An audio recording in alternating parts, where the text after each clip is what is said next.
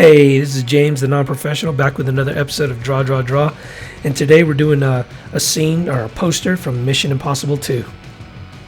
Now, I get it. Mission Impossible 2 is probably the worst reviewed movie of this entire series. And from a technical perspective, yeah, it was pretty atrocious. I get it. The first one, even the first one, directed by Brian De Palma, was a little bit more technically competent than, I guess, the Mission Impossible 2. Mission Impossible 2 was a typical 90s action film. I mean, it really was. It was, there were the flash and, the pizzazz, and the lines were quasi cheesy, I guess, whatever. Not as bad as the 80s action movies, but it was, you could tell you could tell things were manufactured.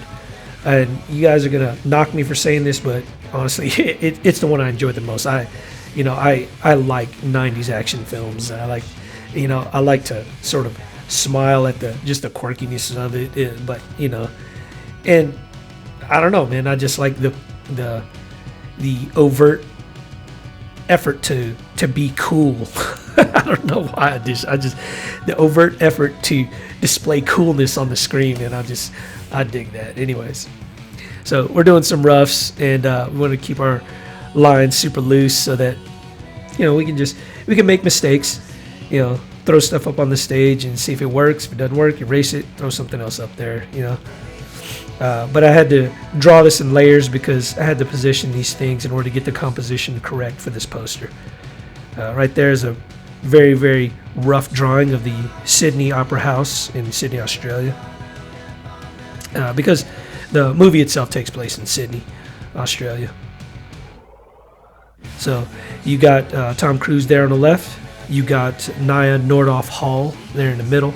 And, of course, Sean Ambrose, the main villain, scowling over there on the right side of the screen, and Tom Cruise in his Triumph. I think that motorcycle was a Triumph, and he's sitting there firing a pistol into the back there while skidding, drifting while shooting. One of the most impractical, I guess, scenes, but it was actually cool looking, was where he skids and he just sort of tips up on his front tire, and then he shoots. He turns around and he shoots this car in the gas tank, and the car blows up, and you see this. You see him just sort of settling as the car sort of flips in front of him and stuff like that. Like I said, Michael Bay,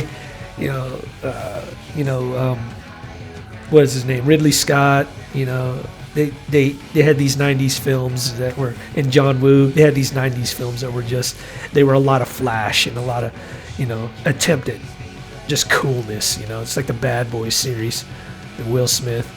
Anyways, we're in lines now, and so keep your pencil super tight.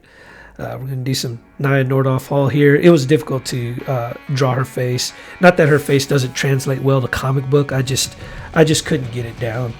So I did the best that I could to make her face not just a typical comic book face. And I think it turned out okay. Now, if this art piece were to get colored, you would definitely, I guess, you would see more of who she is. Or I guess you would more easily identify her because, her skin would be darker complected, and her lips would be a specific color, because she was, I don't know if she was half African American or something like. I don't know particularly what her race was, but she had features that you just are not going to see in a black and white photo. I guess I'm just making excuses as to why it doesn't look like her, but Tom Cruise, on the other hand, I did a lot of reference and Googling to get his profile down, and I think I did a pretty decent job. My wife thinks it, it's a competent rendition of, Tom Cruise's profile, and Sean Ambrose as well. I don't know the actor's name, but I think I did a pretty decent job on him. perpetual scowl that just never goes away, you know.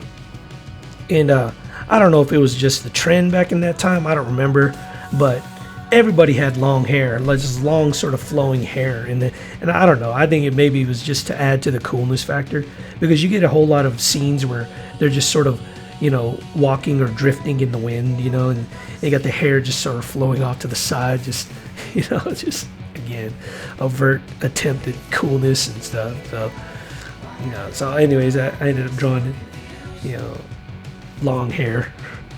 I mean, I actually think it looks pretty cool. Yeah. I can never grow my hair out like that. It just, my hair just sort of froze out. But anyways, the Sydney Opera House, man, this was a challenge, because one of the things that is hardest for me with regards to comic book art is the monotonous tasks of drawing little details repetitively over and over and over again. I hate that. I didn't like drawing scales on Captain America or scales on Aquaman. I can't even imagine, you know, the artist having to draw those scales on every single panel that either one of those characters shows up on. But with buildings was a bit of a challenge for me, because drawing buildings at a distance, you can't just draw every single detail, because it makes the drawing look too cluttered. So you have to pick and choose which details actually just give a hint or a suggestion of what is actually there, but you're not actually drawing it in.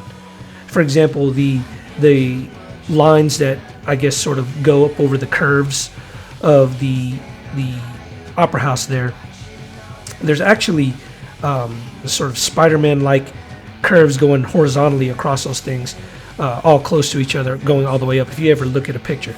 And I ended up only in the inks process, I only ended up drawing the bottom ones just to give it, you know, just an idea that the whole thing is covered in those sort of scales. But, you know, if I were to draw every single one of them, it would just look too cluttered, too busy. So anyways, we are in the ink stage. Keep your lines super tight, and let's lock down those details. We are almost done here. I apologize for the video being, you know, twice as long as I usually post, but I didn't want to split this video up into two, because then it would be two significantly short videos. But anyways, and I had a lot to talk about with regards to artwork in this one here. So when you're doing posters, you don't have to worry so much about, you know, the perspective of the characters as far as, you know, in reference to one another. Like the Walking Dead poster that I did the other day, where, you know, it's important to have the characters a specific size with regards to where they stand in reference with one another on the screen. The perspective is important. With posters like this, like Star Wars posters, you can have a big head next to, you know, a smaller body, and, you know, a smaller head, and, you know, the idea is basically the most important characters are the ones that sort of take center stage, and the main character is usually the one that's larger than life. That's how I typically draw posters. So Nye Nordhoff Hall, obviously very important character, so she's going to be in the center, but she's not the main character like Ethan Hunt, Tom Cruise's character, so you're going to have his head sort of bigger. And when you first see the poster, that's the first thing you're going to see is, you know, Tom Cruise's head. And then you're going to see what's in the center. You're going to see Nye's whole form. And of course, you know, the lesser supporting cast, the villain, the little Sean Ambrose over there.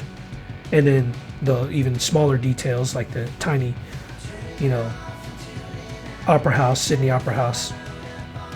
But this is what I was talking about earlier about the details. You see, I don't bring those horizontal lines all the way to the top of the roof. I just sort of put it at the bottom to give it a sort of shading, I guess. And it's just suggested that, you know, those lines actually go all the way up to the roof. You know, I'll put a few little, you know, nicks here and there up towards the top, and that's it. And on this one here, I didn't put any at all, because if I were to put anything there, it would just be way too cluttered. And I didn't want to do that.